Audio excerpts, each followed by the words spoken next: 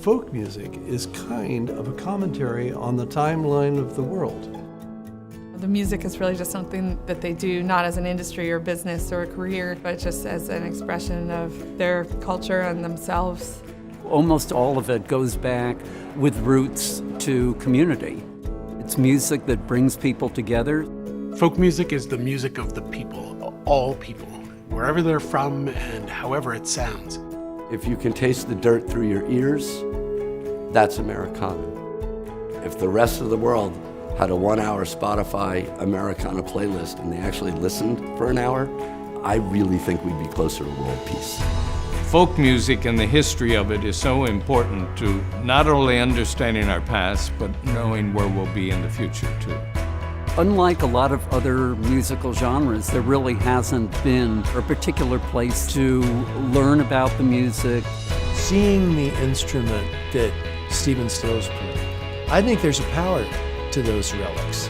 And I think that you have to put them in a place where people can see them.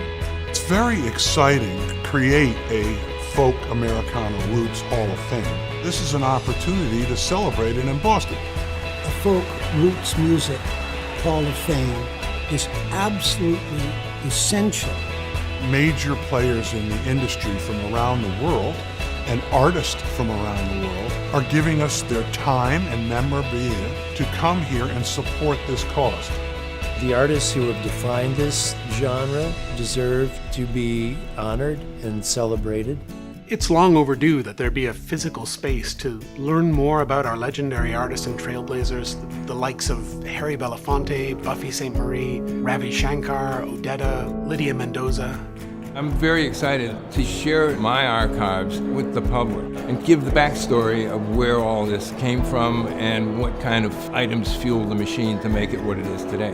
The creation of a Roots Folk Americana Hall of Fame is celebrating what I think is the greatness of American culture. Boston has been building a momentum in the folk music genre for 50 years. I don't think any of us could have imagined that it would become so big and so important as telling the story of America. Boston is a perfect place to keep telling that story. George Wein was from Boston, who started the Newport Folk Festival. Joan Baez first achieved her fame here. This is a perfect place to have the Hall of Fame. The Boch Center is a not-for-profit which is really geared towards spreading the performing arts, educating people towards the performing arts in the hopes of making better people.